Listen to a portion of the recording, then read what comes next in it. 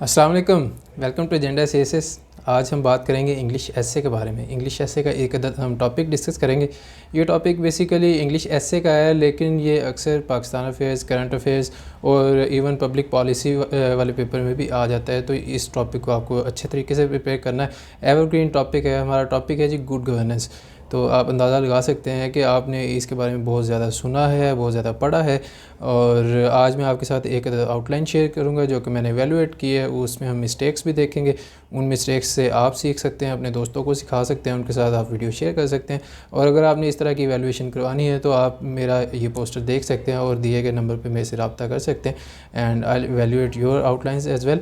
तो स्टार्ट करते हैं आज की वीडियो आपके लिए इंपॉर्टेंट है, वीडियो एंड तक देखिएगा। तो लेट्स गेट स्टार्टेड। हमारा टॉपिक है जी issues of good governance in Pakistan. इस पे आउटलाइन है। First of all we have introduction, then genesis of good governance. Third point पे आ जाता है जी जो कि मेन सेक्शन है इनका, what are the issues of good governance in Pakistan. तो फर्स्ट इन्होंने 3.1 3.2 करके लिखा। आप सिंपली ए बी सी कर सकते हैं या रोमन में कर सकते हैं, that is your choice. 3.1 is also fine. अच्छा जी, institution of Pakistan are still weak as compared with its peers. तो उसके मैंने करेक्ट किया है कि as compared to those of its peers. Compare with और कंपेयर टू ये दोनों डिफरेंट चीज़ें हैं। कंपेयर टू जो है वो सिमिलर एंटिटीज़ के दरमियान है, like you are comparing to similar things, एक के गवर्नेंस इंस्टीट्यूशंस और दूसरे के गवर्नेंस इंस्टीट्यूशंस। लेकिन कंपेयर्ड विद जो है वो दो डिफरेंट चीज़ों को आप कंपेयर करते हैं। Like if you want to compare my height with the eye colour of another person, तो वो कंपेयर विद हो जाएगा। ठीक है, तो ये चीज़ है। फिर आता है जनाब, एक तो इन्होंने फुल स्टॉप्स नहीं लगाए हुए, जो सेंटेंसेस पूरे लिखे हैं तो उनके एंड पे फुल स्टॉप्स भी लगाने हैं आपको। और इसके साथ साथ जो है ना, मैं केस इन पॉइंट रेकमेंड करता हूँ। इन्होंने जो केस इन पॉइंट देने हैं या एक दो जो बातें अंदर करनी है हर एक पॉइंट के अंदर, उनको ब्लैक से लिखा है, एरो लगा के लिखा है, दैट इज़ देयर चॉइस। मैं रिकमेंड करता हूँ कि आप एक लिखें और केस इन पॉइंट करके लिखें ताकि थोड़ा सोफिस्टिकेटेड लगे आपका ऐसे। अच्छा जी, rule of law index. Rule of law index, law का एल कैपिटल, आई इंडेक्स का आई कैपिटल आएगा क्योंकि ये एक स्पेसिफिक टर्म है। और पुअर पब्लिक सर्विस डिलीवरी। ठीक है जी, सेकंड पॉइंट पे आ जाते हैं। Incomplete devolution of financial and political matters की बजाय आप पार्ट्स और सब्जेक्ट्स कर लें। ठीक है, और नोट करेंगे आपके इन्होंने एक मिक्स्ड स्ट्रक्चर यूज़ किया हुआ जो कि मैं बिल्कुल भी रेकमेंड नहीं करता। आपको सिंपल एक स्ट्रक्चर चाहिए, चाहे आप फ्रेजल कर लें चाहे सेंटेंस स्ट्रक्चर कर लें। Sentence structure is highly recommended क्योंकि इसमें बहुत ज़्यादा क्लैरिटी होती है और आपके लिए वेग होने की कोई जगह नहीं बचती। अगर आप उसको अच्छे तरीके से कर लेते हैं तो आपकी आउटलाइन बहुत ज़्यादा इफेक्टिव होती है। लेकिन अगर आप फ्रेजल करना चाहते हैं, that is also totally fine, but stick to only one approach, whether this way or that way. Do not fall mid way between them, that will lead to failure most probably. At least that is what I have learn so far कि आप अपने एक ऐसे में एक consistency रखते हैं, harmony रखते हैं। कोई एक स्ट्रक्चर फॉलो कर लें, उसके ऊपर फोकस करें और उसी को परस्यू करें। अच्छा जी, इसके केस इन पॉइंट में आ जाते हैं। दी 18th amendment. Okay, article 140A of constitution of Pakistan, of the constitution of Pakistan आएगा और 1973 आएगा। पिछले किसी कॉन्स्टिट्यूशन की हम बात नहीं कर रहे, दूसरे भी कॉन्स्टिट्यूशन थे पाकिस्तान के। सो द कॉन्स्टिट्यूशन, क्योंकि हम स्पेसिफिक कॉन्स्टिट्यूशन की बात कर रहे हैं। थर्ड पॉइंट पे है जी, unplanned urbanisation effects sustainable growth and governance system. तो इसमें इफ़ेक्ट्स की गलती है क्योंकि इफ़ेक्ट जो है वो एक क्या उसको कहते हैं, नाउन है, और अफेक्ट जो है वो बेसिकली एक वर्ब है। तो इधर हमने वर्ब लगाना था, वो अफेक्ट आएगा, इफ़ेक्ट नहीं आएगा। UNDP रिपोर्ट अब आपने लिख दिया, लेकिन ऑन क्या है उसका साथ रेफरेंस दें ताकि ज़्यादा क्लैरिटी हो। ऑन गुड गवर्नेंस है या अर्बनाइजेशन है, what are you trying to say. तो उसको जितना आप क्लियर करेंगे उतना आपके लिए अच्छा है, उतना आपके पास होने के चांसेस बढ़ सकते हैं। Then we have fastest urbanising country in South Asia, Pakistan as the fastest urbanising country, that would have been more precise.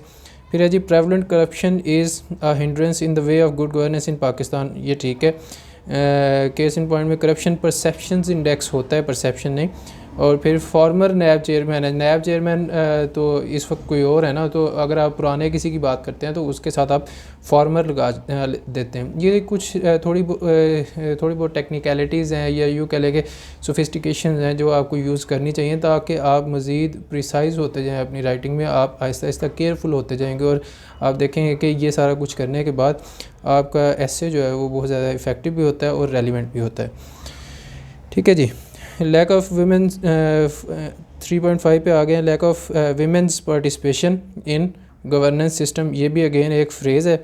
Michel Bachelet president of Republic of Chile, Republic of Chile जो है ये पूरा एक नाम है, तो उसको आप कैपिटल से लिखेंगे। 3.6 आ जाता है जी। Bureaucratic red tapism is so imbibed in governance in institutions. So imbibed की बजाय आप इस तरह क्यों नहीं करते कि इंट्रेंच्ड या प्रेवलेंट। हम रोज़ाना ये लफ्ज़ सुनते हैं, रोज़ाना डॉन अखबार में पढ़ते हैं जी, इंट्रेंच्ड है, प्रेवलेंट है, तो वाई नॉट यूज़ दैट। ठीक है। और इसी तरह से इंस्टीट्यूशंस के बजाय more precise would have been governance institutions. और नीचे जो इमरान खान की स्टेटमेंट लिखी है उसको या तो कंसाइज कर दें, 2-3 वर्ड्स दे दें, या फिर उसको सिंपली केस इन पॉइंट लिख दें जी, former prime minister on corruption, on entrenchment of corruption. तो ये आपने यहाँ पे हवाला दे दिया। जब आप पैराग्राफ में जाएंगे तो उसको आप पूरा एक्सप्लेन कर देंगे या पूरी स्टेटमेंट वहाँ पे लिख देंगे। दैट विल बी अंडरस्टूड कि जनाब इसका लिंक जो है वो आउटलाइन में आपने दिया हुआ था। Equality before law is just a norm in Pakistan. Norm जो है एक अलहदा चीज़ है और जो स्मोक स्क्रीन या धोखा है वो और चीज़ होती है। नॉर्म जो है जिस तरह से क्या उसको कहते हैं कि एक नॉर्मल वे में चीज़ें चल रही होती हैं उसको कहते हैं। ठीक है। लेकिन यहाँ भी ये कहना चाह रहे हैं कि वो एक धोखा है, धोखेबाजी है, just for the sake of name दिया हुआ है, एक्चुअली वो चीज़ एग्जिस्ट नहीं करती, तो उसको हम शैम कहते हैं या स्मोक स्क्रीन कहते हैं। Both are fine. Case in point Shahrukh Jatoi case और ट्रांसपेरेंसी इंटरनेशनल पाकिस्तान रिपोर्ट। ठीक है जी। Policy related clashes of subsequent governments, अब ये भी फ्रेज़ है। सोशल वेलफेयर प्रोग्राम्स है। फिर 3.9 आ जाता है जी। Geographical liabilities is another. Geographical liabilities है तो फिर डेफिनेटली उसके साथ इज़ नहीं आ सकता, प्लूरल के साथ सिंगुलर आप हेल्पिंग वर्ब नहीं लगाते। Is are another reason of bad governance in Pakistan, लेकिन ये एक आर्ग्यूएबल चीज़ है। क्या है कि जो साउथ अमेरिकन कंट्रीज़ हैं या अमेरिका इट्सेल्फ है या जापान है, फ़िलीपींस वगैरह हैं, इवन बांग्लादेश है, तो उनकी भी जोग्राफिकल लाइबिलिटीज़ बहुत ज़्यादा हैं। अगर आप फ्लड्स वगैरह की बात कर रहे हैं, अगर आप अर्थक्वेक्स की बात कर रहे हैं, हर तरह की सिचुएशन में आपको बहुत से ऐसे कंट्रीज़ मिल जाते हैं जो कि इन चीज़ों से बहुत ज़्यादा वल्नरेबल हैं as compare to Pakistan. But they manage them adequately, they have good governance there, और उनको पता है कि अर्ली वार्निंग सिस्टम्स किस तरह से हमने करने हैं और किस तरह से हमने डिज़ास्टर मैनेजमेंट करनी है। So this point is arguable. इस तरह की चीज़ ना लिखें जो कि एक मिक्स्ड परसेप्शन देती है, या यूँ कह लें कि जो आर्ग्यूएबल है, जो कंट्रोवर्शियल है। 3.10 जी। Absence of a dynamic civil society in Pakistan, और 3.11 lack in usages of technological advancement in governance system. ठीक है, ये भी दोनों फ्रेजेस हैं, और 3.12 भी फ्रेज़ है। अच्छा, एस्टोनियाज़ ई गवर्नेंस मॉडल। अब बात यह है कि lack in usages of technological advancement in governance model, आप लैक की बात कर रहे हैं कि नहीं है, ठीक है, और उसके कंट्राडिक्टरी आप उसके अंदर एग्जांपल दे रहे हैं कि एस्टोनिया में जो ई गवर्नेंस का मॉडल है उसको देख लें जनाब।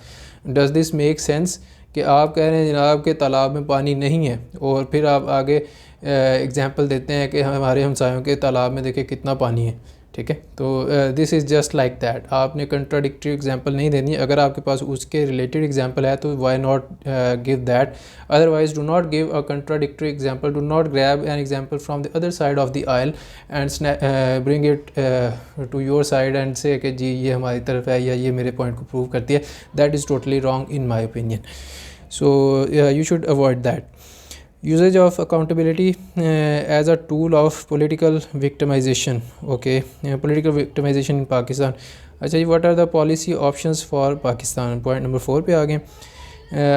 इसमें मेन चीज़ ये है जो कि मैं पहले भी सजेस्ट कर चुका हूँ कि आपने जब सजेशंस देनी है तो उनको आप सिंपल डिस्क्रिप्टिव वे में नहीं लिखते, या सिंपल आप रिसर्च पेपर नहीं लिख रहे कि जनाब ये हो सकता है, ये हो सकता है। नहीं, आपने सजेशन देनी है कि the government should do this, the people should do that.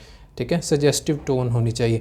So that is what was missing hair, और यही मैंने पॉइंट आउट किया है। आप इनके पॉइंट्स पढ़ेंगे तो आपको पता चल जाएगा कि somewhat they are related to way forward, but अगर आप वे फॉरवर्ड दे रहे हैं या इफ़ यू आर कॉन्फिडेंट कि ये चीज़ें वर्क करती हैं तो आपको उसको सजेस्टिव फॉर्म में देना चाहिए कि हाँ जी इसको अप्लाई करें, ये आपका गवर्नेंस सिस्टम बेहतर बना देगी।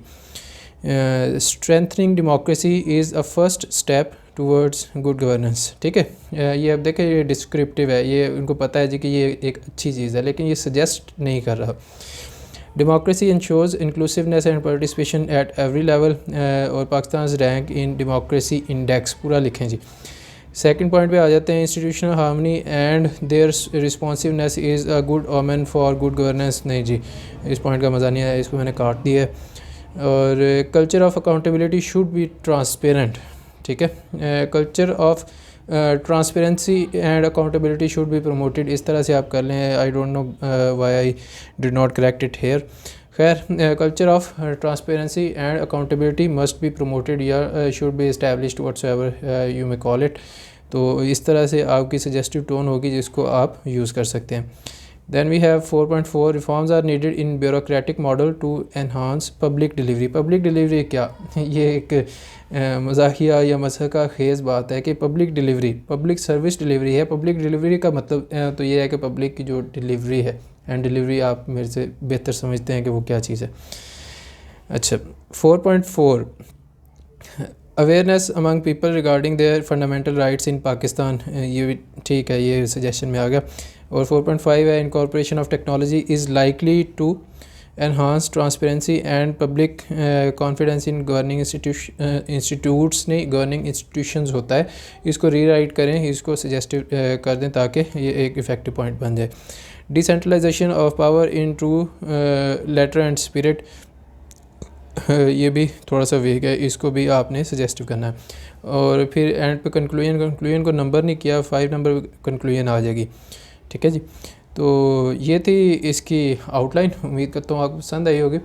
नेक्स्ट वीडियो में हम बात करेंगे इसी एसे का जो इंट्रोडक्शन है उसको हम थोड़ा सा देखेंगे, एनालाइज करेंगे क्या इन्होंने इसका इंट्रोडक्शन किस तरह से लेके चले हैं, उसमें इन्होंने थीसिस स्टेटमेंट लिखी है कि नहीं लिखी, और अगर नहीं लिखी तो उसका इम्पैक्ट क्या आ रहा है।